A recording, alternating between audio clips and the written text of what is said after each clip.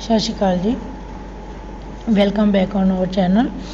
ਤਾਂ ਹਾਂਜੀ, ਆਪਾਂ ਇੱਥੇ UGC ਨੈਟ ਪੇਪਰ 1 ਦੀ ਪ੍ਰੈਪਰੇਸ਼ਨ ਕਰ ਰਹੇ ਹਾਂ, ਜਿਸ ਵਿੱਚ ਆਪਣਾ ਫਸਟ ਯੂਨਿਟ ਜਿਹੜਾ ਟੀਚਿੰਗ ਐਪਟੀਟਿਊਡ ਉਹ ਚੱਲ ਰਿਹਾ। ਜੇ ਤੁਸੀਂ ਪਹਿਲਾਂ ਵਾਲੀਆਂ ਵੀਡੀਓਜ਼ ਨਹੀਂ ਦੇਖੀਆਂ ਤਾਂ ਉਹ ਵੀਡੀਓਜ਼ ਤੁਸੀਂ ਚੈਨਲ 'ਤੇ ਪਲੇਲਿਸਟ ਵਿੱਚ ਜਾ ਕੇ ਦੇਖ ਸਕਦੇ ਹੋ। ਤਾਂ ਨੈਕਸਟ ਆਪਾਂ ਟੌਪਿਕ ਸਟਾਰਟ ਕਰਾਂਗੇ ਅੱਜ ਆਫਲਾਈਨ ਐਂਡ ਔਨਲਾਈਨ ਟੀਚਿੰਗ, ਜਿਹਦੇ ਵਿੱਚ ਆਫਲਾਈਨ ਐਂਡ ਔਨਲਾਈਨ ਟੀਚਿੰਗ ਦੇ ਬੈਨੀਫਿਟਸ ਵਗੈਰਾ ਅਤੇ ਆਪਾਂ ਡਰੋਬੈਕਸ ਜਾਂ ਔਨਲਾਈਨ ਦੇ ਜਿਹੜੇ ਪ੍ਰੋਗਰਾਮ ਚੱਲ ਰਹੇ ਨੇ ਉਹਨਾਂ ਬਾਰੇ ਗੱਲ ਕਰਾਂਗੇ। ਇਸ ਤੋਂ ਬਾਅਦ ਆਪਾਂ ਐਵੈਲੂਏਸ਼ਨ ਦਾ, ਜੋ ਕਿ ਬਹੁਤ ਹੀ ਜ਼ਿਆਦਾ ਇੰਪੋਰਟੈਂਟ ਟੌਪਿਕ ਹੈ, ਉਹ ਵੀ ਨਾਲ ਹੀ ਖਤਮ ਕਰ ਲਾਂਗੇ। ਇਹਦੇ ਨਾਲ ਹੀ ਆਪਣਾ ਜਿਹੜਾ ਇਹ ਫਸਟ ਯੂਨਿਟ ਆ ਉਹ ਕੰਪਲੀਟ ਹੋ ਜਾਊਗਾ। ਦੈਨ ਆਪਾਂ ਰਿਸਰਚ ਐਪਟੀਟਿਊਡ ਸਟਾਰਟ ਕਰਾਂਗੇ, ਜੋ ਕਿ ਆਪਣਾ ਸੈਕਿੰਡ ਯੂਨਿਟ ਹੋਏਗਾ। ਟੋਟਲ ਆਪਣੇ ਪੇਪਰ 1 ਦੇ ਵਿੱਚ 10 ਯੂਨਿਟ ਹੁੰਦੇ ਨੇ, ਜਿਨ੍ਹਾਂ 'ਚੋਂ ਪਹਿਲਾ ਅੱਜ ਆਪਣਾ ਕੰਪਲੀਟ ਹੋ ਜਾਊਗਾ। ਉਸ ਤੋਂ ਬਾਅਦ ਆਪਣੇ ਇਹਦੀ ਰਿਵੀਜ਼ਨ ਵੀ ਕਰ ਲੈਣੀ ਹੈ, ਇੱਕ ਲੈਕਚਰ ਆਪਾਂ ਪਾ ਦਾਂਗੇ ਜਿਹਦੇ ਵਿੱਚ ਆਪਾਂ ਪੂਰੀ ਸਮਰੀ ਆਪਣੇ ਫਸਟ ਯੂਨਿਟ ਦੀ ਪਾਵਾਂਗੇ। ਤਾਂ ਪਹਿਲਾਂ ਤੁਸੀਂ ਜੋ ਪਹਿਲਾਂ ਵੀਡੀਓਜ਼ ਅਪਲੋਡ ਹੋ ਚੁੱਕੀਆਂ ਨੇ ਉਹ ਚੈੱਕ ਕਰ ਲਓ। ਦੈਨ ਆਪਾਂ ਨੈਕਸਟ ਜਿਹੜਾ ਉਹ ਸਟਾਰਟ ਕਰਦੇ ਹਾਂ ਆਫਲਾਈਨ ਐਂਡ ਔਨਲਾਈਨ ਟੀਚਿੰਗ। ਤਾਂ ਹਾਂਜੀ, ਆਫਲਾਈਨ ਅਤੇ ਔਨਲਾਈਨ ਟੀਚਿੰਗ। ਆਫਲਾਈਨ ਆਪਾਂ ਨੂੰ ਪਤਾ ਹੀ ਹੈ ਕਿ ਜੋ ਆਪਾਂ ਕਲਾਸਰੂਮ ਦੇ ਵਿੱਚ ਜਾ ਕੇ ਟੀਚਰ ਦੇ ਸਾਹਮਣੇ ਬੈਠ ਕੇ ਪੜ੍ਹਦੇ ਹਾਂ, ਫੇਸ ਟੂ ਫੇਸ ਇੰਟਰੈਕਸ਼ਨ ਹੁੰਦੀ ਹੈ, ਐਕਟੀਵਿਟੀ ਬੇਸਡ ਹੁੰਦੇ। ਜਿਵੇਂ ਕਲਾਸ ਦੇ ਵਿੱਚ ਟੀਚਰ ਆਪਾਂ ਨੂੰ ਕੋਈ ਐਕਟੀਵਿਟੀ ਕਰਵਾਉਂਦਾ ਜਾਂ ਲੈਬੋਰਟਰੀ ਵਗੈਰਾ ਦੇ ਵਿੱਚ ਕੋਈ ਐਕਟੀਵਿਟੀ ਲਈ ਦੇ ਸਕਦੇ, ਐਕਟੀਵਿਟੀ ਦੇ ਥਰੂ ਪੜ੍ਹਾਇਆ ਜਾਂਦਾ। ਡਾਊਟ ਸੋਲਵਿੰਗ, ਜੇ ਆਪਾਂ ਨੂੰ ਕੋਈ ਪ੍ਰੋਬਲਮ ਆ ਰਹੀ ਹੈ, ਕੋਈ ਚੀਜ਼ ਨਹੀਂ ਸਮਝ ਲੱਗ ਰਹੀ ਤਾਂ ਆਪਾਂ ਟੀਚਰ ਤੋਂ ਨਾਲ ਦੀ ਨਾਲ ਪੁੱਛ ਲੈਂਦੇ ਹਾਂ। ਆਪਣਾ ਡਾਊਟਸ ਹੈਗੇ ਨੇ ਜਿਹੜੇ ਉਹ ਉੱਥੇ ਹੀ ਕਲੀਅਰ ਹੋ ਜਾਂਦੇ ਨੇ। ਨੋ ਇੰਟਰਨੈਟ ਰਿਕੁਆਇਰਡ, ਇੰਟਰਨੈਟ ਦੀ ਕੋਈ ਜ਼ਰੂਰਤ ਨਹੀਂ ਹੁੰਦੀ। ਜਿਵੇਂ ਆਪਾਂ ਨੂੰ ਔਨਲਾਈਨ ਦੇ ਵਿੱਚ ਪ੍ਰੋਬਲਮ ਆ ਜਾਂਦੀ ਹੈ ਕਈ ਵਾਰੀ ਕਿ ਇੰਟਰਨੈਟ ਵਗੈਰਾ ਨਹੀਂ ਚੱਲਦਾ ਜਾਂ ਸਪੀਡ ਵਗੈਰਾ ਦੀ ਪ੍ਰੋਬਲਮ ਆਉਂਦੀ ਆ, ਤਾਂ ਉੱਥੇ ਆਪਣੀ ਜਿਹੜੀ ਔਨਲਾਈਨ ਟੀਚਿੰਗ ਆ ਉਹ ਇੰਟਰਪਟ ਹੁੰਦੀ ਆ। ਬਟ ਆਫਲਾਈਨ ਦੇ ਵਿੱਚ ਜੋ ਆਪਾਂ ਨੂੰ ਇੰਟਰਨੈਟ ਦੀ ਰਿਕੁਆਇਰਮੈਂਟ ਨਹੀਂ ਹੁੰਦੀ, ਇਸ ਲਈ ਇਹ ਕਿਸੇ ਟੈਕਨੋਲੋਜੀ 'ਤੇ ਬੇਸਡ ਨਹੀਂ ਹੈਗਾ, ਡਿਪੈਂਡ ਨਹੀਂ ਕਰਦਾ। ਮਤਲਬ ਆਪਾਂ ਕੰਟੀਨਿਊਸਲੀ ਆਪਣੀ ਟੀਚਿੰਗ ਜਿਹੜੀ ਉਹ ਰੱਖ ਸਕਦੇ। ਸੋਸ਼ਲ ਰਿਲੇਸ਼ਨਸ਼ਿਪਸ, ਜਿਵੇਂ ਕਲਾਸ ਦੇ ਵਿੱਚ ਬੱਚਾ ਜਾਊਗਾ ਟੀਚਰ ਦੇ ਨਾਲ ਵੀ ਜਾਂ ਆਪਣੇ ਸਟੂਡੈਂਟਸ ਨਾਲ ਦੇ ਪੀਅਰਸ ਵਗੈਰਾ ਦੇ ਨਾਲ, ਜਾਂ ਸਕੂਲ ਦੇ ਵਿੱਚ ਸਾਰੇ ਲੋਕਾਂ ਨੂੰ ਮਿਲੂਗਾ, ਤਾਂ ਉੱਥੇ ਉਹਦੇ ਸੋਸ਼ਲ ਰਿਲੇਸ਼ਨਸ਼ਿਪਸ ਨੇ ਜਿਹੜੇ ਉਹ ਡਿਵੈਲਪ ਹੋਣਗੇ, ਉਹਨੂੰ ਪਤਾ ਲੱਗੂਗਾ ਸਮਾਜ ਦੇ ਵਿੱਚ ਕਿਵੇਂ ਵਿਚਰਨਾ। Scope for discussion and debates, discussion and debates possible ਨੇ ਸਿਰਫ ਆਫਲਾਈਨ ਕਲਾਸਿਸ ਦੇ ਵਿੱਚ ਹੀ। ਆਪਾਂ ਉੱਥੇ ਗਰੁੱਪਸ ਦੇ ਵਿੱਚ ਸਟੂਡੈਂਟਸ ਨੂੰ ਡਿਵਾਈਡ ਕਰ ਦਿੰਦੇ ਟੀਚਰ, ਅਤੇ ਉਹ ਡਿਸਕਸ਼ਨ ਵਗੈਰਾ ਜਾਂ ਡਿਬੇਟਸ ਵਗੈਰਾ ਔਰਗੇਨਾਈਜ਼ ਕੀਤੀਆਂ ਜਾਂਦੀਆਂ ਨੇ। ਬਟ ਇਸ ਦੇ ਉਲਟ ਔਨਲਾਈਨ ਮੈਥਡਸ ਦੇ ਵਿੱਚ ਕੀ ਹੁੰਦਾ ਹੈ ਕਿ ਇੱਦਾਂ ਸੋਸ਼ਲ ਰਿਲੇਸ਼ਨਸ਼ਿਪ ਵੀ ਡਿਵੈਲਪ ਨਹੀਂ ਕਰ ਪਾਉਂਦੇ ਆਪਾਂ, ਡਿਸਕਸ਼ਨ ਐਂਡ ਡਿਬੇਟਸ ਦਾ ਵੀ ਕੋਈ ਸਕੋਪ ਨਹੀਂ ਹੁੰਦਾ, ਡਾਊਟ ਸੋਲਵਿੰਗ ਵੀ ਨਾਲ ਦੀ ਨਾਲ ਨਹੀਂ ਹੁੰਦੀ। ਇੰਟਰਨੈਟ ਦੀ ਰਿਕੁਆਇਰਮੈਂਟ ਹੁੰਦੀ ਆ, ਮੇਨ ਰਿਕੁਆਇਰਮੈਂਟ ਹੀ ਇੰਟਰਨੈਟ ਦੀ ਸਮਾਰਟਫੋਨ ਵਗੈਰਾ ਦੀ ਹੁੰਦੀ ਹੈ।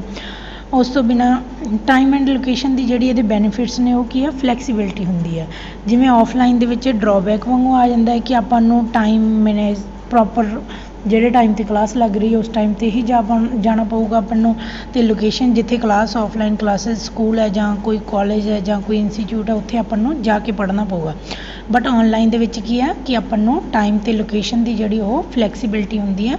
ਕਿਸੇ ਵੀ ਟਾਈਮ, ਜਦੋਂ ਵੀ ਤੁਹਾਡਾ ਟਾਈਮ ਲੱਗਦਾ, ਆਪਾਂ ਔਨਲਾਈਨ ਜਿਹੜਾ ਕੋਈ ਕੋਰਸ ਆਪਾਂ ਸਟਾਰਟ ਕੀਤਾ ਜਾਂ ਕੋਈ ਵੀ ਆਪਾਂ ਟੌਪਿਕ ਖੋਲ੍ਹ ਕੇ ਕਿਸੇ ਵੀ ਟਾਈਮ ਕਿਤੇ ਵੀ ਬੈਠ ਕੇ ਆਪਣੇ ਘਰ ਦੇ ਵਿੱਚ ਜਿੱਥੇ ਆਪਾਂ ਨੂੰ ਕੰਫਰਟੇਬਲ ਲੱਗਦਾ ਉੱਥੇ ਆਪਾਂ ਪੜ੍ਹ ਸਕਦੇ ਹਾਂ।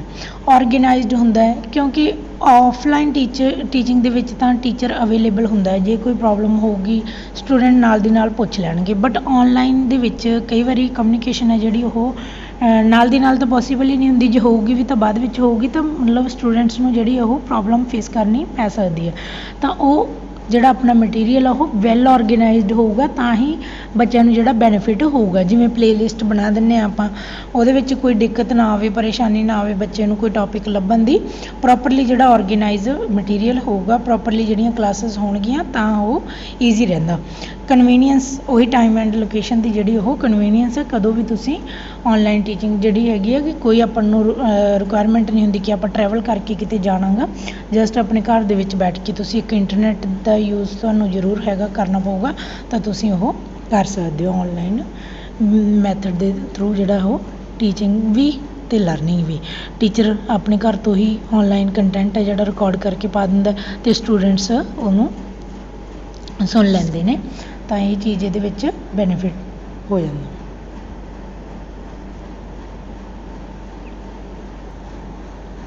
ਤਾਂ ऑनलाइन मैथड ਦੇ ਵਿੱਚ ਆਪਣੇ ਕੋਲ ਜਿਹੜੇ ਪ੍ਰੋਗਰਾਮ ਚੱਲ ਰਹੇ ਨੇ ਸਵੈਮ ਪ੍ਰਭਾ ਮੂਕਸ ਇਹਨਾਂ ਬਾਰੇ ਕੁਐਸਚਨ ਆ ਸਕਦੇ ਨੇ ਤਾਂ ਇਹਨਾਂ ਨੂੰ ਆਪਾਂ ਡਿਸਕਸ ਕਰਦੇ ਹਾਂ 1 ਬਾਈ 1 ਤਾਂ ਡਿਵਰਸ ਟੀਚਿੰਗ ਐਕਸਪੀਰੀਅੰਸ ਇੱਕ ਪੁਆਇੰਟ ਆਪਣਾ ਛੁੱਟ ਗਿਆ ਇਹ ਵੀ ਆਪਾਂ ਕਰ ਲੈਂਦੇ ਹਾਂ ਡਿਸਕਸ ਡਿਵਰਸ ਟੀਚਿੰਗ ਐਕਸਪੀਰੀਅੰਸ ਕੀ ਹੈ ਦੋਨੇ ਪੱਖ ਤੋਂ ਟੀਚਰ ਲਈ ਵੀ ਡਿਵਰਸ ਐਕਸਪੀਰੀਅੰਸ ਹੁੰਦਾ ਕਿ ਵੱਖਰੀ ਵੱਖਰੀ ਤਰ੍ਹਾਂ ਦੇ ਬੱਚੇ ਵੱਖੋ ਵੱਖਰੇ ਕਲਚਰਸ ਦੇ ਬੱਚੇ ਕਿਤੋਂ ਰੀਜ਼ਨ ਵੀ ਉਹਨਾਂ ਦੇ ਵੱਖਰੇ ਵੱਖਰੇ ਹੋ ਸਕਦੇ ਨੇ ਕਿਤੇ ਵੀ ਬੈਠਾ ਕੋਈ ਆਨਲਾਈਨ ਟੀਚਿੰਗ ਹੈ ਜਿਹੜਾ ਉਹ ਸੁਣ ਸਕਦਾ ਉਹਨਾਂ ਨੂੰ ਟੀਚਰ ਨੂੰ ਵੀ ਐਕਸਪੀਰੀਅੰਸ ਹੁੰਦਾ ਕਿ ਉਹਦੇ ਸਟੂਡੈਂਟ ਵੱਖੋ ਵੱਖਰੇ ਕਲਚਰਸ ਦੇ ਵੱਖੋ ਵੱਖਰੇ ਰੀਜ਼ਨਸ ਦੇ ਹੁੰਦੇ ਨੇ ਅਤੇ ਸਟੂਡੈਂਟਸ ਨੂੰ ਵੀ ਬੈਨੀਫਿਟ ਹੁੰਦਾ ਕਿ ਉਹ ਜਿਵੇਂ ਹੁਣ YouTube ਵਗੈਰਾ 'ਤੇ ਕੋਈ ਆਨਲਾਈਨ ਤੁਸੀਂ ਕੋਚਿੰਗ ਲੈਣੀ ਆ ਕਿਸੇ ਵੀ ਟੀਚਰ ਤੋਂ ਜਿਹਦੇ ਕੋਲ ਤੁਸੀਂ ਵੈਸੇ ਮਤਲਬ ਕਿ ਫਿਜ਼ੀਕਲੀ ਨਹੀਂ ਵੀ ਜਾ ਸਕਦੇ ਜਿਸ ਕਲਾਸਰੂਮ ਦੇ ਵਿੱਚ ਤੁਸੀਂ ਜੇ ਉਹ ਆਨਲਾਈਨ ਆਪਣੇ ਕੋਲ ਅਵੇਲੇਬਲ ਹੈਗਾ ਟੀਚਰ ਤਾਂ ਤੁਸੀਂ ਉੱਥੋਂ ਉਸ ਟੀਚਰ ਦਾ ਵੀ ਬੈਨੀਫਿਟ ਲੈ ਸਕਦੇ ਹੋ ਤਾਂ ਮਤਲਬ ਡਿਵਰਸ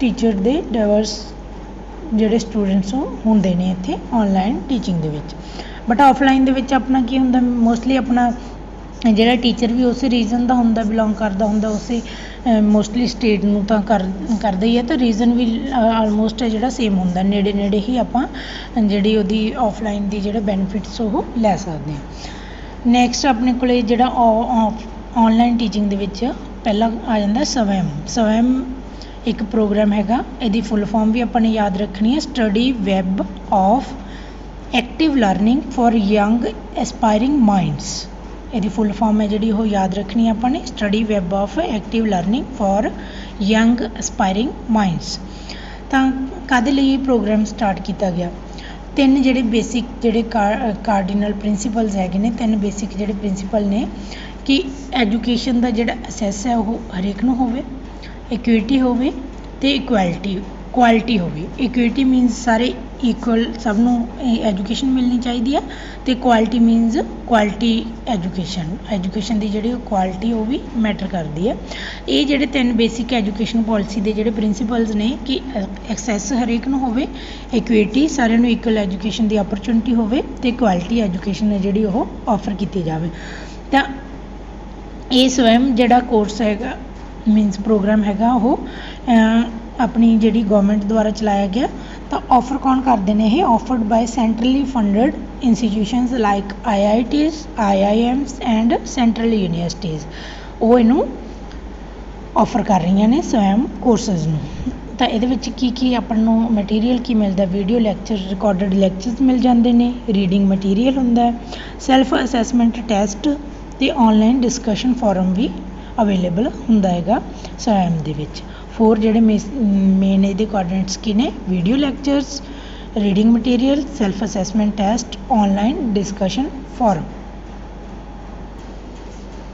ਸਵੈਮ ਆਪਾਂ ਨੂੰ ਕੀ ਪ੍ਰੋਵਾਈਡ ਕਰਦਾ ਸਵੈਮ 'ਤੇ ਆਪਾਂ ਨੂੰ ਸਕੂਲ ਲੈਵਲ ਤੋਂ ਲੈ ਕੇ 9th ਕਲਾਸ ਤੋਂ ਲੈ ਕੇ under graduate post graduate engineering law ਅਤੇ ਹੋਰ ਪ੍ਰੋਫੈਸ਼ਨਲ ਕੋਰਸਿਸ ਦੇ ਜਿਹੜੇ ਕੰਟੈਂਟ ਉਹ ਆਪਾਂ ਨੂੰ ਇੱਥੇ ਮਿਲਦੇ ਨੇ ਤਾਂ ਕੋਰਸਿਸ ਇਹ ਵਾਲੇ ਆਪਾਂ ਨੂੰ ਇਹਦੇ 'ਤੇ ਮਿਲਦੇ ਨੇ ਤਾਂ ਲਰਨਿੰਗ ਮਤਲਬ ਇਲੈਕਟ੍ਰੋਨਿਕ ਲਰਨਿੰਗ ਜਾਂ ਆਨਲਾਈਨ ਲਰਨਿੰਗ ਪਲੇਟਫਾਰਮ ਹੈਗਾ ਸਵੈਮ ਤਾਂ ਇਹਦੇ ਕਰੈਕਟਰਿਸਟਿਕਸ ਵੀ ਆਪਾਂ ਯਾਦ ਕਰ ਸਕਦੇ ਹਾਂ ਨੈਕਸਟ ਕਿ ਸਵੈਮ 'ਤੇ ਕੀ ਹੈ ਆਪਾਂ ਨੂੰ ਉਹ ਆਲਮੋਸਟ ਉਹੀ ਨੇ ਕਿ ਆਨਲਾਈਨ ਕੋਰਸਿਸ ਦੇ ਜੋ ਆਪਾਂ ਨੂੰ ਬੈਨੀਫਿਟਸ ਹੁੰਦੇ ਨੇ ਜਿਵੇਂ ਸਵੈਮ ਦਾ ਆਨਲਾਈਨ ਕੋਰਸ ਹੈ ਤਾਂ ਉਹੀ ਬੈਨੀਫਿਟਸ ਹੋਣਗੇ ਕਿ ਹਾਈ ਕੁਆਲਿਟੀ ਲਰਨਿੰਗ ਐਕਸਪੀਰੀਅੰਸ ਮਿਲਦਾ ਆਪਾਂ ਨੂੰ ਮਲਟੀਮੀਡੀਆ ਦੇ ਥਰੂ ਆਪਾਂ ਐਨੀਵੇਅਰ ਕਿਤੇ ਵੀ ਕਿਸੇ ਵੀ ਟਾਈਮ ਆਪਾਂ ਇਹਨੂੰ ਯੂਜ਼ ਕਰ ਸਕਦੇ ਹਾਂ ਵਨ ਸਟਾਪ ਵੈਬ ਲੋਕੇਸ਼ਨ ਹੈਗੀ for interactive content for all courses from school to university level ਸਾਰੇ ਕੋਰਸਿਸ ਆਪਾਂ ਨੂੰ ਇੱਥੇ ਮਿਲਦੇ ਨੇ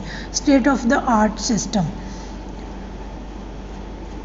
that allows across monitoring and certification ਇਹਦੇ ਵਿੱਚ ਆਪਾਂ ਜਦੋਂ ਕੋਰਸ ਕੰਪਲੀਟ ਕਰ ਲੈਂਦੇ ਉੱਥੇ ਨਾਲ ਆਪਾਂ ਨੂੰ ਮੋਨੀਟਰਿੰਗ ਵੀ ਕੀਤੀ ਜਾਂਦੀ ਮਤਲਬ ਆਪਾਂ ਨੂੰ ਡਿਸਕਸ਼ਨ ਵੀ ਹੁੰਦੀ ਹੈ ਡਾਊਟਸ ਵੀ ਕਲੀਅਰ ਹੁੰਦੇ ਆ ਅਤੇ ਸਰਟੀਫਿਕੇਟ ਵੀ ਮਿਲਦੇ ਨੇ ਜੋ ਆਪਾਂ ਕੋਰਸ ਸਵੈਮ ਤੋਂ ਕਰਦੇ ਹਾਂ ਤਾਂ ਨੈਕਸਟ ਹੈ ਆਪਣੇ ਕੋਲ ਸਵੈਮ ਪ੍ਰਭਾ ਦੇ ਵਿੱਚ ਇਹ ਵੀ ਗਵਰਨਮੈਂਟ ਆਫ ਇੰਡੀਆ ਨੇ ਲਾਂਚ ਕੀਤਾ ਸੀਗਾ 2017 ਦੇ ਵਿੱਚ 2017 ਦੇ ਵਿੱਚ ਗਵਰਨਮੈਂਟ ਆਫ ਇੰਡੀਆ ਨੇ ਲਾਂਚ ਕੀਤਾ ਸੀਗਾ 32 DTH ਚੈਨਲਸ ਦਾ ਇਹ ਇੱਕ ਗਰੁੱਪ ਹੈ ਸਵੈਮ ਪ੍ਰਭਾ ਕੀ ਹੈ ਕਿ digital initiative by government of India ਜਿਹਦੇ ਵਿੱਚ 32 DTH ਚੈਨਲਸ ਜਿਹੜੇ ਕਿ ਟੈਲੀਕਾਸਟ ਕਰਦੇ ਨੇ ਹਾਈ ਕੁਆਲਿਟੀ ਐਜੂਕੇਸ਼ਨਲ ਪ੍ਰੋਗਰਾਮ 24/7 24 ਘੰਟੇ 7 ਦਿਨ ਆਪਾਂ ਨੂੰ ਜਿਹੜੇ ਪ੍ਰੋਵਾਈਡ ਕਰਵਾਉਂਦੇ ਨੇ ਟੈਲੀਕਾਸਟ ਕਰਦੇ ਨੇ ਐਜੂਕੇਸ਼ਨਲ ਪ੍ਰੋਗਰਾਮਸ ਕਿਹੜਾ ਸੈਟੇਲਾਈਟ ਯੂਜ਼ ਕਰਕੇ ਯੂਜ਼ਿੰਗ GSAT 15 ਇਹ ਵੀ ਆਪਾਂ ਯਾਦ ਰੱਖ ਸਕਦੇ ਹਾਂ ਕਿ ਸਵੈਮ ਪ੍ਰਭਾ ਦੇ ਵਿੱਚ ਕੀ ਨੇ 32 DTH ਚੈਨਲਸ ਦਾ ਇਹ ਇੱਕ ਗਰੁੱਪ ਹੈ ਅਪਲਿੰਕਡ ਫਰੋਮ ਵਿਸਾਗ ਗਾਂਧੀ ਨਗਰ ਤੋਂ ਇਹ ਅਪਲਿੰਕ ਕੀਤਾ ਜਾਂਦਾ ਅਪਲੋਡ ਕੀਤੀਆਂ ਜਾਂਦੀਆਂ means telecasting educational programmes 24/7 are using GSAT 15 study material provide ਕੀਤਾ ਜਾਂਦਾ ਕਿਹਦੇ ਦੁਆਰਾ NPTEL IIT UGC CEO IGNO NCERT NIOS ਇਹ ਜਿਹੜੀ ਮਤਲਬ ਕਿ ਕੁਆਲਿਟੀ ਐਜੂਕੇਸ਼ਨ ਪ੍ਰੋਵਾਈਡ ਕਰਦੇ ਨੇ ਵੈਬ ਪੋਰਟਲ ਇਜ਼ ਮੇਨਟੇਨਡ ਬਾਈ ਇਨਫਲਿਬਨੈਟ ਇਹ ਬਹੁਤ ਜ਼ਿਆਦਾ ਇੰਪੋਰਟੈਂਟ ਹੈ ਅੱਜ ਕੱਲ੍ਹ ਬਹੁਤ ਜ਼ਿਆਦਾ ਫੇਮਸ ਹੋ ਰਿਹਾ ਇਨਫਲਿਬਨੈਟ ਜਿਹਦੇ 'ਤੇ ਆਪਾਂ ਨੂੰ ਸਾਇੰਸ ਮੈਥਮੈਟਿਕਸ ਵਗੈਰਾ ਦੇ ਜਿਹੜੇ ਕੰਟੈਂਟ ਵੀ ਬਹੁਤ ਮਿਲ ਜਾਂਦਾ ਇਨਫਲਿਬਨੈਟ ਸੈਂਟਰ ਤੋਂ ਮੇਨਟੇਨ ਕੀਤਾ ਜਾਂਦਾ ਇਹਦੇ ਵਿੱਚ ਕੀ ਹੁੰਦਾ ਹੈ ਕਿ ਸਵੈਮ ਪ੍ਰਭਾ ਇੱਕ ਜਿਵੇਂ DTH ਚੈਨਲਸ ਜਿਵੇਂ ਆਪਾਂ TV 'ਤੇ ਚੱਲਦਾ ਪ੍ਰੋਗਰਾਮ 4 ਘੰਟੇ ਹਰੇਕ ਦਿਨ 5 ਵਾਰੀ ਰਿਪੀਟ ਹੁੰਦਾ 4 ਘੰਟੇ ਕੋਈ ਐਜੂਕੇਸ਼ਨ ਪ੍ਰੋਗਰਾਮ ਚੱਲਦਾ ਕੋਈ ਵੀ ਕੋਰਸ ਆਪਾਂ ਜੋ ਦੇਖਣਾ ਹੈ ਤਾਂ 4 ਘੰਟੇ ਦਾ ਸ਼ਿਫਟ ਹੁੰਦੀ ਹੈ ਉਸ ਤੋਂ ਬਾਅਦ ਫਿਰ ਉਹੀ ਰਿਪੀਟਡ ਜਿਹੜਾ ਮਤਲਬ ਕਿ ਦਿਨ 'ਚ 5 ਵਾਰੀ ਰਿਪੀਟ ਹੁੰਦਾ ਹੈ ਇਹ ਆਪਾਂ ਯਾਦ ਰੱਖ ਸਕਦੇ ਹਾਂ ਵੀ ਕਿਵੇਂ ਇਹਦਾ ਪ੍ਰੋਗਰਾਮ ਹੁੰਦਾ MOOC ਦੀ full form massive open online courses massive ਮਤਲਬ ਬਹੁਤ ਜ਼ਿਆਦਾ ਲੋਕ ਕਰ ਸਕਦੇ ਨੇ ਜਿਵੇਂ ਆਪਾਂ ਮੈਸਿਵ ਕਹਿ ਸਕਦੇ ਹਾਂ ਕਿ ਕਾਫੀ ਜ਼ਿਆਦਾ ਕਰਾਊਡ ਨੂੰ ਆਪਾਂ ਓਪਨ ਆਨਲਾਈਨ ਕੋਰਸਿਸ ਜਿਹੜੇ ਉਹ ਪ੍ਰੋਵਾਈਡ ਕਰਵਾ ਸਕਦੇ ਹਾਂ distance education with the best institutions in the world ਤਾਂ MOOCs ਦੇ ਥਰੂ ਆਪਾਂ ਕੀ ਕਰਦੇ ਹਾਂ ਡਿਸਟੈਂਸ ਐਜੂਕੇਸ਼ਨ ਉਹੀ online teaching online learning distance education with the best institutions in the world set up in 2008 ਦੇ ਵਿੱਚ ਸੈਟਅਪ ਕੀਤਾ ਗਿਆ ਸੀਗਾ ਪਰ 2012 ਦੇ ਵਿੱਚ ਜਾ ਕੇ ਇਹ ਜ਼ਿਆਦਾ ਫੇਮਸ ਜ਼ਿਆਦਾ ਐਕਟਿਵ ਹੋਇਆ ਕਿਉਂਕਿ ਪਹਿਲਾਂ ਆਨਲਾਈਨ ਦਾ ਇੰਨਾ ਜ਼ਿਆਦਾ ਟਰੈਂਡ ਨਹੀਂ ਸੀਗਾ ਹੁਣ ਤਾਂ ਹਰ ਇੱਕ ਕੰਟੈਂਟ ਆਪਾਂ ਨੂੰ ਆਨਲਾਈਨ ਮਿਲ ਜਾਂਦਾ ਕੋਰਸਿਸ ਵਗੈਰਾ ਆਪਾਂ ਬਹੁਤ ਜ਼ਿਆਦਾ ਆਨਲਾਈਨ ਮਤਲਬ ਅਵੇਅਰਨੈਸ ਹੈਗੀ ਹੈ ਕਿ ਆਪਾਂ ਆਨਲਾਈਨ ਜਿਹੜੀ ਉਹ ਟੀਚਿੰਗ ਵਗੈਰਾ ਲੈਂਦੇ ਹੈਗੇ ਲਰਨਿੰਗ ਕਰਦੇ ਹੈਗੇ ਇਹਦੇ ਵਿੱਚ ਜਿਵੇਂ ਕੁਛ ਕੁ ਹੈਗੀਆਂ ਨੇ ਚੀਜ਼ਾਂ ਕਿ NPTEL ਜਿਹੜਾ ਹੈਗਾ ਆਪਣੇ ਕੋਲ ਇੰਡੀਆ ਦੇ ਵਿੱਚ ਹੈ ਵਿਜ਼ਿਕ ਇੰਡੀਆ ਅਤੇ USA ਦੇ ਵਿੱਚ ਹੈ ਓਪਨ ਟੂ ਸਟੱਡੀ ਆਸਟ੍ਰੇਲੀਆ ਦੇ ਵਿੱਚ ਹੈ ਇੱਕ ਸੇਰਾ ਇਹ ਹੈਗਾ ਆਪਣੇ ਕੋਲ USA ਦੇ ਵਿੱਚ EDX ਜਿਹੜਾ ਹੈਗਾ ਉਹ USA ਦੇ ਵਿੱਚ ਹੈ ਯੂਡੇਮੀ ਹੈਗਾ ਜਿਹੜਾ ਉਹ ਵੀ USA ਦੇ ਵਿੱਚ ਹੈਗਾ ਤਾਂ ਇਹ ਚੀਜ਼ਾਂ ਮਤਲਬ ਕਿ ਆਪਾਂ ਨੇ ਯਾਦ ਰੱਖ MOOC ਬੇਸਿਕਲੀ ਕੀ ਹੈ ਇਹਦੀ ਮੇਨ ਜਿਹੜੀ ਇੰਪੋਰਟੈਂਟ ਗੱਲ ਹੈਗੀ ਹੈ ਕਿ ਓਪਨ ਨੇ ਕੋਈ ਵੀ ਇਹਨਾਂ ਨੂੰ ਕਰ ਸਕਦਾ ਦੂਸਰਾ ਕਿ ਇਹਦੇ ਵਿੱਚ ਕੋਈ ਏਜ ਲਿਮਿਟ ਨਹੀਂ ਹੁੰਦੀ ਗੀ ਆਨਲਾਈਨ ਕੋਰਸ ਕੋਈ ਵੀ ਬੇਸਿਕਲੀ ਇਹ ਸਟਾਰਟ ਹੀ ਅਡਲਟ ਲਰਨਰਸ ਲਈ ਕੀਤੇ ਗਏ ਸੀਗੇ ਜਿਵੇਂ ਜਿਨ੍ਹਾਂ ਦੀ ਕੋਈ ਐਜੂਕੇਸ਼ਨ ਛੁੱਟ ਗਈ ਜਾਂ ਅਡਲਟ ਲਰਨਰ ਜੋ ਕੁਛ ਵੀ ਸਿੱਖਣਾ ਚਾਹੁੰਦੇ ਨੇ ਮਤਲਬ ਕਿਸੇ ਵੀ ਸਟੇਜ 'ਤੇ ਏਜ ਦੀ ਕੋਈ ਵੀ ਸਟੇਜ ਹੋਵੇ ਤਾਂ ਉਹਨਾਂ ਲਈ ਇਹ ਆਨਲਾਈਨ ਮੈਸਿਵ ਆਨਲਾਈਨ ਕੋਰਸ ਹੈ ਜਿਹੜੇ ਉਹ ਸਟਾਰਟ ਕੀਤੇ ਗਏ ਸੀਗੇ ਬਟ ਇਹਦੇ ਵਿੱਚ ਮੇਨ ਜਿਹੜੀ ਇਹਦੀ ਡਰੋਬੈਕ ਕੀ ਹੈ ਕਿ ਡਰੋਪ ਆਊਟ ਰੇਟ ਬਹੁਤ ਜ਼ਿਆਦਾ ਹੈ ਕਿ ਜਿਵੇਂ ਮਤਲਬ ਆਪਾਂ ਕਹਿ ਸਕਦੇ ਹਾਂ ਵੀ ਕਿਸੇ ਡਰ ਜਾਂ ਕਿਸੇ ਆਪਾਂ ਟੀਚਰ ਦੀ ਮੋਟੀਵੇਸ਼ਨ ਤੋਂ ਬਿਨਾਂ ਜਿਹੜਾ ਕੋਰਸ ਹੈ ਉਹ ਕੰਪਲੀਟ ਨਹੀਂ ਕਰ ਪਾਉਂਦੇ ਤਾਂ MOOCs ਦੇ ਵਿੱਚ ਡਰੋਪ ਆਊਟ ਰੇਟ ਬਹੁਤ ਜ਼ਿਆਦਾ ਮਤਲਬ ਵਿੱਚ ਵਿਚਾਲੇ ਆਪਾਂ ਛੱਡ ਦਿੰਦੇ ਹਾਂ ਨੈਕਸਟ ਹੈਗਾ ਆਪਣੇ ਕੋਲੇ ਟੀਚਿੰਗ ਸਪੋਰਟ ਸਿਸਟਮ ਇਸ ਤੋਂ ਬਿਨਾਂ ਤੁਸੀਂ ਇਹ ਵੀ ਯਾਦ ਰੱਖ ਸਕਦੇ ਹੋ ਕਿ ਆਪਣੇ ਓਪਨ ਆਨਲਾਈਨ ਕੋਰਸਿਸ ਦੇ ਵਿੱਚ ਪਾਠਸ਼ਾਲਾ ਇੱਕ ਆਪਣਾ ਗਵਰਨਮੈਂਟ ਨੇ ਇਨੀਸ਼ੀਏਟਿਵ ਲਿਆ ਸੀਗਾ ਜਿਹਦੇ ਵਿੱਚ education resources teachers parents researchers ਨੇ ਜਿਹੜੇ ਉਹ ਪਾਠਸ਼ਾਲਾ ਦੇ ਥਰੂ ਵੀ ਆਪਣਾ ਮਤਲਬ ਕਰ ਸਕਦੇ ਸੀਗੇ ਇੱਕ ਦੂਜੇ ਨਾਲ ਆਪਣੀ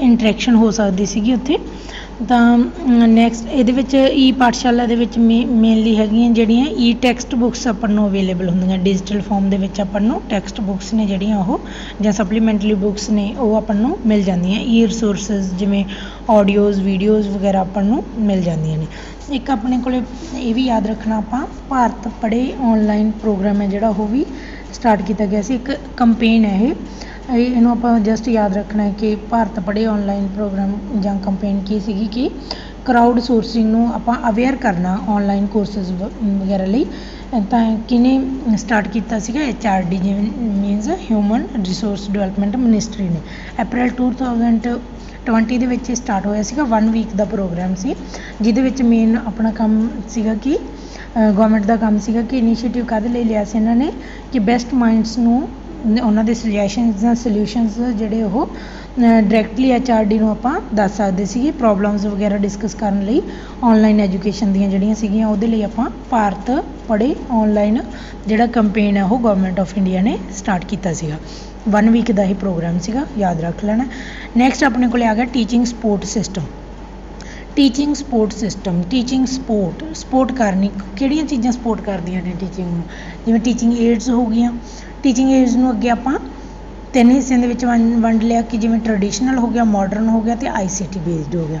ਟਰਡੀਸ਼ਨਲ ਦੇ ਵਿੱਚ ਤਾਂ ਕੀ ਹੁੰਦਾ ਸੀਗਾ, ਮੇਨਲੀ ਆਪਾਂ ਦੇਖਦੇ ਹੈਗੇ ਹਾਂ ਕਿ ਪਹਿਲਾਂ ਆਪਾਂ ਬਲੈਕ ਬੋਰਡ ਦਾ ਬਹੁਤ ਜ਼ਿਆਦਾ ਯੂਜ਼ ਹੁੰਦਾ ਸੀਗਾ। ਹੁਣ ਜਿਵੇਂ ਜਿਨ੍ਹਾਂ ਦੀ ਜਗ੍ਹਾ ਉਹ ਸਮਾਰਟ ਬੋਰਡ ਨੇ ਲੈ ਲਈ ਹੈ ਮਾਡਰਨ ਜਿਹੜੀ ਹੈਗੀ ਆ ਟੈਕਨੀਕ ਦੇ ਵਿੱਚ, ਤਾਂ ਬਲੈਕ ਬੋਰਡਸ ਯੂਜ਼ ਕੀਤੇ ਜਾਂਦੇ ਸੀਗੇ, ਟੈਕਸਟ ਬੁੱਕਸ ਯੂਜ਼ ਕੀਤੀਆਂ ਜਾਂਦੀਆਂ ਸੀਗੀਆਂ, ਚਾਰਟਸ ਜਾਂ ਪਿਕਚਰਸ ਵਗੈਰਾ, ਮਾਡਲਸ, ਫਲੈਸ਼ ਕਾਰਡਸ, ਗਲੋਬਸ। ਹੁਣ ਆਪਾਂ ਨੂੰ ਗਲੋਬਸ ਵਗੈਰਾ ਦੀ ਜ਼ਰੂਰਤ ਨਹੀਂ ਇੰਨੀ ਪੈਂਦੀ ਕਿਉਂਕਿ ਆਪਾਂ ਜਿਹੜਾ 3D ਕੋਈ ਐਨੀਮੇਸ਼ਨਸ ਵਗੈਰਾ ਸਮਾਰਟ ਬੋਰਡ 'ਤੇ ਯੂਜ਼ ਕਰਕੇ ਉੱਥੇ ਹੀ ਆਪਾਂ ਗਲੋਬਸ ਵਗੈਰਾ ਜਾਂ ਮੈਪਸ ਵਗੈਰਾ ਜਿਹੜੇ ਉਹ ਬੱਚਿਆਂ ਨੂੰ ਕਰਵਾ ਸਕਦੇ ਹਾਂ, ਵਰਕਸ਼ੀਟਸ ਵਗੈਰਾ। ਇਹ ਜਿਹੜੇ ਟਰਡੀਸ਼ਨਲ ਮੈਥਡ ਸੀਗੇ। ਟਰਡੀਸ਼ਨਲ ਜਿਹੜੇ ਮੈਥਡ ਸੀ ਉਹ ਜ਼ਿਆਦਾਤਰ ਕੀ ਸੀਗੇ, ਟੀਚਰ ਸੈਂਟਰਡ ਅਪਰੋਚ ਰੱਖਦੇ ਸੀਗੇ ਕਿਉਂਕਿ ਟਰਡੀਸ਼ਨਲ ਟਾਈਮ ਦੇ ਵਿੱਚ ਕੀ ਹੁੰਦਾ ਸੀਗਾ ਕਿ ਜਿਹੜੀ ਟੀਚਿੰਗ ਹੈਗੀ ਉਹ ਮੇਨਲੀ ਮੈਮੋਰਾਈਜੇਸ਼ਨ ਆਫ ਫੈਕਟਸ ਜਾਂ ਓਬਜੈਕਟਸ, ਇਨਫੋਰਮੇਸ਼ਨ ਜਾਂ ਕਰੈਕਟ ਨੌਲੇਜ 'ਤੇ ਜ਼ਿਆਦਾ ਬੇਸਡ ਹੁੰਦੀ ਸੀਗੀ। ਤਾਂ ਉਹਦੇ ਲਈ ਟੈਕਸਟ ਬੁੱਕਸ ਅਤੇ ਲੈਕਚਰਸ ਵਗੈਰਾ ਜਾਂ ਰਿਟਨ ਅਸਾਈਨਮੈਂਟਸ ਵਗੈਰਾ ਬੈਨੀਫੀਸ਼ੀਅਲ ਜ਼ਿਆਦਾ ਹੁੰਦੀਆਂ ਸੀਗੀਆਂ। ਉਹਦੇ 'ਤੇ ਟੀਚਰ ਹੈ ਜਿਹੜਾ ਉਹ ਰਿਲਾਈ ਕਰਦਾ ਸੀਗਾ। ਬਟ ਮਾਡਰਨ ਟਾਈਮ ਦੇ ਵਿੱਚ ਕੀ ਹੈ ਕਿ ਹੁਣ ਆਪਣੀ ਜਿਹੜੀ ਟੀਚਿੰਗ ਹੈ ਉਹ ਮੈਮੋਰਾਈਜੇਸ਼ਨ ਜਾਂ ਇਨਫੋਰਮੇਸ਼ਨ ਤੋਂ ਹਟ ਕੇ ਥੋੜ੍ਹਾ ਐਪਲੀਕੇਸ਼ਨ ਜਾਂ ਐਨਾਲਿਸਿਸ ਵੱਲ ਨੂੰ ਮੂਵ ਕਰ ਰਹੇ ਹਾਂ। ਅੰਡਰਸਟੈਂਡਿੰਗ, ਐਵੈਲੂਏਸ਼ਨ, ਇਨੋਵੇਸ਼ਨ, ਕ੍ਰੀਏਟਿਵ ਜਾਂ ਕ੍ਰਿਟੀਕਲ ਥਿੰਕਿੰਗ ਹੈ ਉਹਦੇ ਵੱਲ ਨੂੰ ਆਪਾਂ ਜਾ ਰਹੇ ਹਾਂ ਜਿਹਦੇ ਵਿੱਚ ਆਪਣੇ ਕੋਲੇ ਜਿਹੜੇ ਮੇਨ ਇਹਦਾ ਏਮ ਕੀ ਹੈ ਕਿ ਹੁਣ ਲਰਨਿੰਗ, ਰਿਟੈਂਸ਼ਨ, ਐਕਿਊਮੂਲੇਸ਼ਨ ਅਤੇ ਵੈਲਿਊਏਬਲ ਨੌਲੇਜ ਅਤੇ ਸਕਿੱਲਸ ਦੀ ਜਿਹੜੀ ਮੀਨਸ ਆਪਾਂ ਇਕੱਲੀ ਲਰਨਿੰਗ ਨਹੀਂ ਕਰਨੀ, ਰਿਟੈਂਸ਼ਨ ਅਤੇ ਐਕਿਊਮੂਲੇਸ਼ਨ ਜਦੋਂ ਯੂਜ਼ ਹੋਵੇ ਉਦੋਂ ਆਪਾਂ ਉਹਦੀ ਐਪਲੀਕੇਸ਼ਨ ਕਰਨੀ ਹੈ। ਐਕਿਊਮੂਲੇਸ਼ਨ ਜਿੱਥੇ ਆਪਾਂ ਨੂੰ ਮੋਡੀਫਾਈ ਕਰਨ ਦੀ ਜ਼ਰੂਰਤ ਪੈਂਦੀ ਹੈ ਉੱਥੇ ਆਪਾਂ ਉਹਨੂੰ ਮੋਡੀਫਾਈ ਕਰਦੇ ਹਾਂ। ਤਾਂ ਇਹਦੇ ਵਿੱਚ ਕੀ ਆ ਕਿ ਹੁਣ ਆਪਣੇ ਕੋਲ ਮਾਡਰਨ ਜਿਹੜੇ ਮੈਥਡ ਨੇ ਉਹ ਇੰਟਰਨੈਟ ਯੂਜ਼ ਹੁੰਦਾ ਹੈ, computer, laptop, educational games, online dictionaries, PPTs, online ebooks, online test, educational CDs, DVDs, CD DVD ਦਾ ਵੀ ਹੁਣ ਜਿਹੜਾ ਟਾਈਮ ਹੈ ਉਹ ਜਾ ਰਿਹਾ, ਪ੍ਰੋਜੈਕਟਰਸ, ਇੰਟਰੈਕਟਿਵ ਵਾਈਟ ਬੋਰਡਸ ਜਿਵੇਂ ਸਮਾਰਟ ਬੋਰਡਸ। ਇਹ ਸਾਰੀਆਂ ਚੀਜ਼ਾਂ ਮਾਡਰਨ ਟੀਚਿੰਗ ਸਪੋਰਟ ਸਿਸਟਮ ਦੇ ਤੌਰ 'ਤੇ ਕੰਮ ਕਰਦੀਆਂ ਨੇ। ਨੈਕਸਟ ਹੈ ਆਪਣੇ ਕੋਲ ICT ਬੇਸਡ ਜਿਵੇਂ ਹੁਣ internet based computer assisted learning ਹੁੰਦੀ ਹੈ ਜਿਹੜੀ, ਉਹਨੂੰ ਆਪਾਂ ICT information communication technology use ਹੁੰਦੀ ਹੈ ਜਿਹਦੇ ਵਿੱਚ ਵੀਡੀਓ ਕਾਨਫਰੰਸਿੰਗ ਵਗੈਰਾ। ਇਹ ਜਿਹੜੇ ਮੇਨ ਆਪਣੇ ਕੋਲੇ ਹੁਣ ICT ਬੇਸਡ ਜਿਹੜੀ ਉਹ ਸਪੋਰਟ ਸਿਸਟਮ ਦੇ ਵਿੱਚ ਆ ਜਾਂਦੀਆਂ ਨੇ ਚੀਜ਼ਾਂ। ਇੰਪੋਰਟੈਂਸ ਕੀ ਹੈ, ਸਿਗਨੀਫੀਕੈਂਸ ਕੀ ਹੈ ਸਪੋਰਟ ਸਿਸਟਮ ਦਾ। ਸਪੋਰਟ ਸਿਸਟਮ ਕਾਹਦੇ ਲਈ ਆਪਾਂ ਯੂਜ਼ ਕਰਦੇ ਹਾਂ, ਲੈਸਨ ਨੂੰ ਆਪਾਂ ਪਰਮਾਨੈਂਟਲੀ ਯਾਦ ਰਹਿੰਦਾ ਆਪਾਂ ਨੂੰ, ਜਿਹੜੀ ਆਪਾਂ ਕਿਸੇ ਇੱਦਾਂ ਇੰਟਰੈਕਟਿਵ ਮੈਥਡ ਦੇ ਨਾਲ ਯੂਜ਼ ਕਰਕੇ ਆਪਾਂ ਜਿਹੜੀ ਲਰਨ ਕੀਤੀ ਹੋਊਗੀ ਇਨਫੋਰਮੇਸ਼ਨ, ਇਸ ਤੋਂ ਬਿਨਾਂ ਆਪਾਂ ਨੂੰ ਮਤਲਬ ਕਿ ਇੰਟਰਸਟ ਕ੍ਰੀਏਟ ਹੁੰਦਾ ਹੈ, ਕੰਸੈਪਚੁਅਲ ਥਿੰਕਿੰਗ ਡਿਵੈਲਪ ਹੁੰਦੀ ਹੈ, ਡਾਇਰੈਕਟ ਐਕਸਪੀਰੀਅੰਸ ਆਪਾਂ ਕਰ ਸਕਦੇ ਹਾਂ, ਵੋਕੈਬਲਰੀ ਵਗੈਰਾ ਇੰਪਰੂਵ ਹੁੰਦੀ ਹੈ ਆਪਣੀ, ਐਨਵਾਇਰਨਮੈਂਟ ਜਿਹੜਾ ਹੈਗਾ ਉਹ ਇੰਟਰੈਕਟਿਵ ਹੋ ਜਾਂਦਾ, ਇੰਟਰਸਟਿੰਗ ਹੋ ਜਾਂਦਾ ਜਦੋਂ ਆਪਾਂ ਕੋਈ ਟੀਚਿੰਗ ਏਡਸ ਯੂਜ਼ ਕਰਦੇ ਹਾਂ। ਤਾਂ ਜਿਹੜੀ ਕ੍ਰੈਮਿੰਗ ਹੈ ਉਹਨੂੰ ਆਪਾਂ ਡਿਸਕਰੇਜ ਕਰ ਸਕਦੇ ਹਾਂ ਟੀਚਿੰਗ ਏਡਸ ਵਗੈਰਾ ਯੂਜ਼ ਕਰਕੇ, ਕਿਉਂਕਿ ਉਹਦੇ ਨਾਲ ਇੰਟਰਸਟਿੰਗ ਵੇ ਦੇ ਨਾਲ ਬੱਚੇ ਸਿੱਖਣਗੇ ਤਾਂ ਉਹਨਾਂ ਨੂੰ ਕ੍ਰੈਮ ਕਰਨ ਦੀ ਜ਼ਰੂਰਤ ਨਹੀਂ ਪਊਗੀ, ਆਟੋਮੈਟਿਕਲੀ ਜਿਹੜੀ ਉਹਨਾਂ ਦੀ ਉਹ ਰਿਟੈਂਸ਼ਨ ਵੀ ਜਿਹੜੀ ਇੰਪਰੂਵ ਹੋਊਗੀ। ਨੈਕਸਟ ਟੌਪਿਕ ਹੈਗਾ ਆਪਣੇ ਕੋਲ ਐਵੈਲੂਏਸ਼ਨ ਸਿਸਟਮ, ਬਹੁਤ ਹੀ ਜ਼ਿਆਦਾ ਇੰਪੋਰਟੈਂਟ ਟੌਪਿਕ ਹੈਗਾ ਐਵੈਲੂਏਸ਼ਨ ਸਿਸਟਮ। ਸਭ ਤੋਂ ਪਹਿਲਾਂ ਤਾਂ ਐਵੈਲੂਏਸ਼ਨ ਹੁੰਦੀ ਕੀ ਆ, ਐਵੈਲੂਏਸ਼ਨ ਮੀਨਸ ਆਪਾਂ ਕਿਸੇ ਚੀਜ਼ ਦੇ ਵਿੱਚ ਗਰੋਥ ਜਾਂ ਚੇਂਜ ਨੂੰ ਦੇਖਣਾ, ਮੇਜ਼ਰ ਕਰਨਾ, determine the growth and changes taking place in student as a result of teaching learning process. ਜੋ ਵੀ ਆਪਾਂ ਟੀਚਿੰਗ ਲਰਨਿੰਗ ਦਾ ਪ੍ਰੋਸੈਸ, ਜੋ ਵੀ ਆਪਾਂ ਟੀਚਿੰਗ ਕਰਵਾ ਰਹੇ ਹਾਂ, ਜੋ ਆਪਾਂ ਟੀਚਿੰਗ ਲਰਨਿੰਗ ਦਾ ਇਨਵਾਇਰਮੈਂਟ ਆ ਉਹਦੇ ਵਿੱਚ ਆਪਾਂ ਬੱਚਿਆਂ ਨੂੰ ਕੀ ਸਿਖਾਇਆ, ਜੋ ਸਿਖਾਇਆ ਉਹਦੇ ਨਾਲ ਉਹਨਾਂ ਦੇ ਬਿਹੇਵੀਅਰ 'ਚ, ਉਹਨਾਂ ਦੀ ਗਰੋਥ 'ਚ, ਉਹਨਾਂ ਦੀ ਡਿਵੈਲਪਮੈਂਟ 'ਚ ਕੀ ਚੇਂਜਸ ਆਈਆਂ, ਉਹਨਾਂ ਦੇ ਬਿਹੇਵੀਅਰ ਦੇ ਵਿੱਚ ਕੀ ਮੋਡੀਫਿਕੇਸ਼ਨਸ ਆਈਆਂ, ਉਹਨਾਂ ਨੂੰ ਆਪਾਂ ਡਿਟਰਮਿਨ ਕਰਨਾ। ਇਹ ਕੰਟੀਨਿਊ ਇਨਸਪੈਕਸ਼ਨ ਹੈਗੀ ਆ कि लगातार ਜਿਹੜਾ ਚੱਲਦਾ ਰਹਿੰਦਾ ਪ੍ਰੋਸੀਜਰ ਐਵੈਲੂਏਸ਼ਨ ਦਾ। ਇੱਕ ਤਾਂ ਇਹ ਹੈ ਕਿ ਐਵੈਲੂਏਸ਼ਨ ਐਗਜ਼ਾਮ ਕੱਲਾ ਐਗਜ਼ਾਮ ਨਹੀਂ ਹੈਗਾ, ਐਵੈਲੂਏਸ਼ਨ ਦਾ ਮਤਲਬ ਪੇਪਰ ਨਹੀਂ ਹੈਗਾ। ਐਵੈਲੂਏਸ਼ਨ ਹੈ ਜਿਹੜੀ ਉਹ ਪ੍ਰੋਪਰਲੀ ਸਾਰੇ ਪੱਖਾਂ ਤੋਂ ਆਪਾਂ ਜਿਹੜੀ ਉਹ ਇਨਫੋਰਮੇਸ਼ਨ ਹੈ ਜਿਹੜੀ ਉਹ ਕਲੈਕਟ ਕਰਦੇ ਹੈਗੇ ਹਾਂ, ਤਾਂ ਆਲ ਰਾਊਂਡ ਜਿਹੜੀ ਉਹਨਾਂ ਦੀ ਡਿਵੈਲਪਮੈਂਟ ਆ ਉਹ ਆਪਾਂ ਇਹਦੇ ਵਿੱਚ ਦੇਖਣੀ ਹੁੰਦੀ ਹੈ। Systematic collection, analysis and interpretation of information. ਪਹਿਲਾਂ ਆਪਾਂ ਕਲੈਕਟ ਕਰਦੇ ਹਾਂ ਇਨਫੋਰਮੇਸ਼ਨ, ਐਨਾਲਿਸਿਸ ਕਰਦੇ ਹਾਂ, ਫਿਰ ਇੰਟਰਪ੍ਰੇਟ ਕਰਦੇ ਹਾਂ results. Information to determine the extent to which peoples are achieving instructional objectives. ਜੋ ਆਪਣੇ ਆਬਜੈਕਟਿਵ ਨੇ, ਜੋ ਆਪਾਂ ਏਮ ਪਹਿਲਾਂ ਆਪਾਂ ਜੋ ਏਮ ਫਿਕਸ ਕੀਤੇ ਨੇ ਉਹਨਾਂ ਨੂੰ ਕਿਸ ਹੱਦ ਤੱਕ ਜਿਹੜੇ ਬੱਚੇ ਅਚੀਵ ਕਰ ਰਹੇ ਨੇ ਉਹਦੀ ਆਪਾਂ ਡਿਟਰਮੀਨੇਸ਼ਨ ਆਪਾਂ ਕਰਨੀ ਹੁੰਦੀ ਹੈ ਐਵੈਲੂਏਸ਼ਨ ਦੇ ਥਰੂ।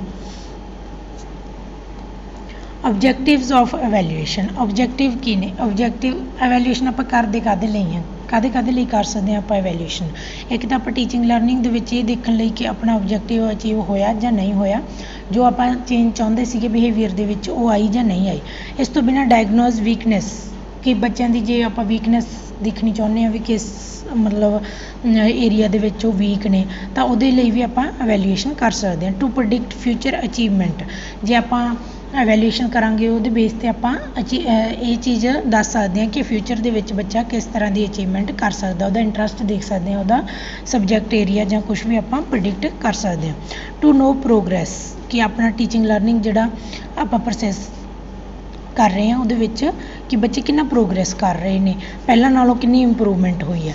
ਰੈਮਡੀਅਲ ਟੀਚਿੰਗ, ਡਾਇਗਨੋਜ਼ ਕਰਾਂਗੇ ਆਪਾਂ ਵੀਕਨੈਸਿਸ ਅਤੇ ਉਸ ਦੇ ਬੇਸ 'ਤੇ ਆਪਾਂ ਰੈਮਡੀਅਲ ਟੀਚਿੰਗ ਹੈ ਜਿਹੜੀ ਉਹ ਰੈਮਡੀਅਲ ਟੀਚਿੰਗ ਕੀ ਹੁੰਦੀ ਹੈ ਕਿ ਗਲਤੀਆਂ ਨੂੰ ਜਾਂ ਕਮੀਆਂ ਨੂੰ ਸੁਧਾਰਨ ਲਈ ਜੋ ਚੀਜ਼ ਆਪਾਂ ਕਰਦੇ ਹਾਂ ਉਹਨੂੰ ਆਪਾਂ ਕਹਿੰਦੇ ਹਾਂ ਰੈਮਡੀਅਲ ਟੀਚਿੰਗ।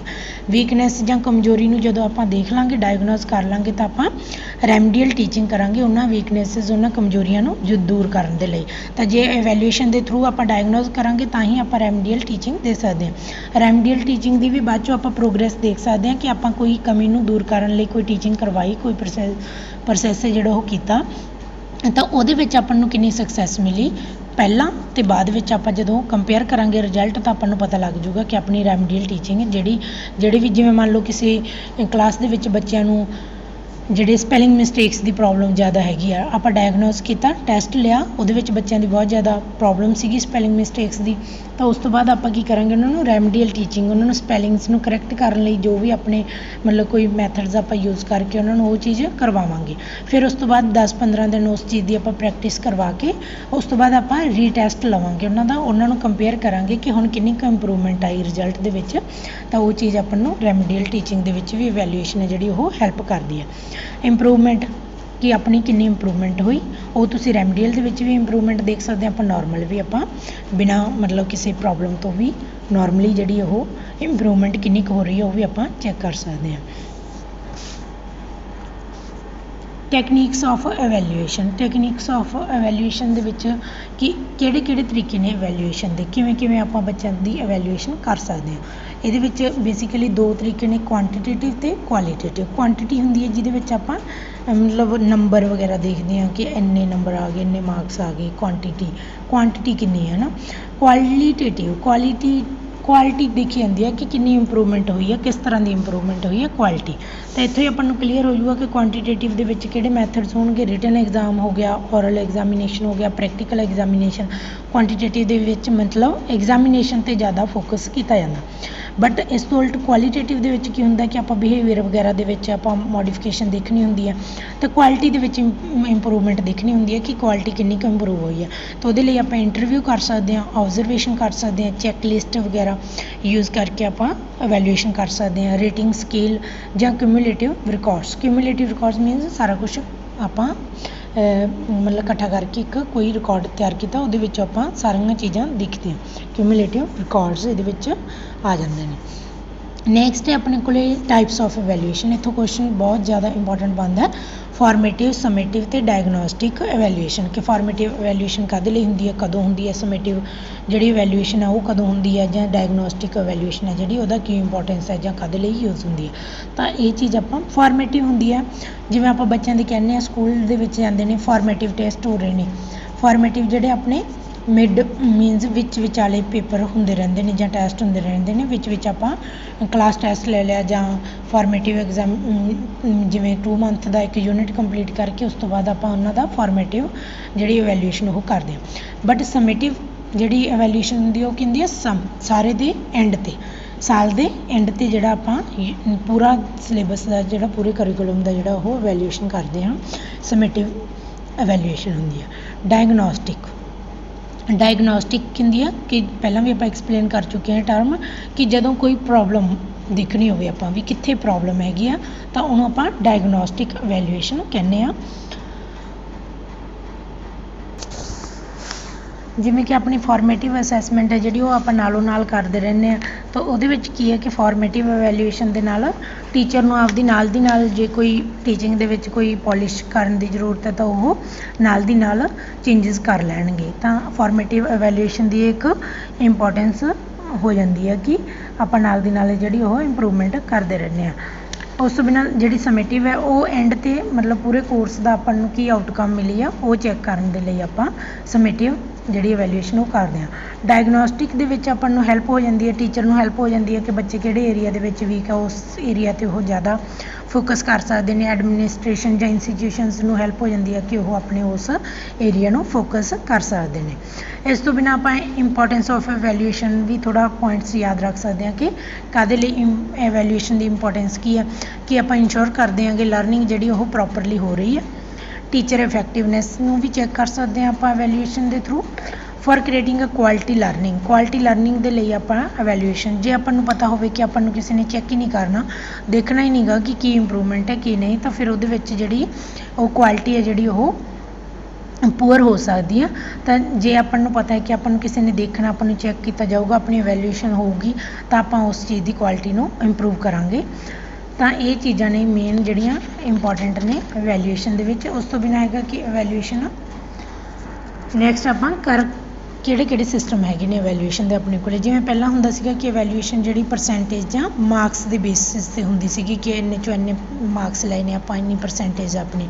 ਬਟ ਜਿਹੜਾ ਨਿਊ ਹੈਗਾ ਹੁਣ ਚੱਲ ਰਿਹਾ ਕ੍ਰੈਡਿਟ ਬੇਸਡ ਜਿਹੜੀ ਸਿਸਟਮ ਹੈਗਾ, evaluation in choice based credit system, CBCS, ਯਾਦ ਵੀ ਰੱਖਣਾ ਆਪਾਂ, choice based credit system in higher education ਦੇ ਵਿੱਚ ਮੇਨਲੀ ਜਿਹੜਾ ਇਹ ਯੂਜ਼ ਕੀਤਾ ਜਾਂਦਾ।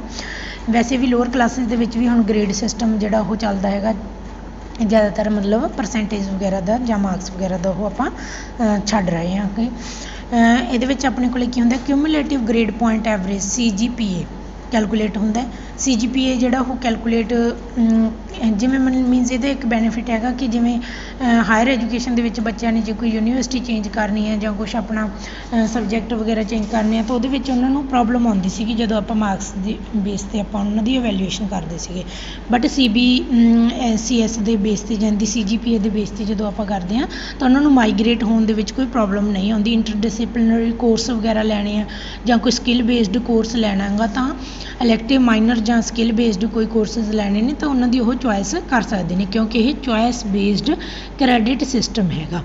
ਤਾਂ ਇਹਦੇ ਵਿੱਚ ਆਪਾਂ ਨੂੰ ਉਸ ਚੀਜ਼ ਦੀ ਖੁੱਲ੍ਹ ਹੁੰਦੀ ਆ। ਇਸ ਤੋਂ ਬਿਨਾਂ ਕੰਟੀਨਿਊ ਐਂਡ ਕੰਪਰੀਹੈਂਸਿਵ ਇਵੈਲੂਏਸ਼ਨ ਹੁੰਦੀ ਹੈ ਇਹਦੇ ਵਿੱਚ।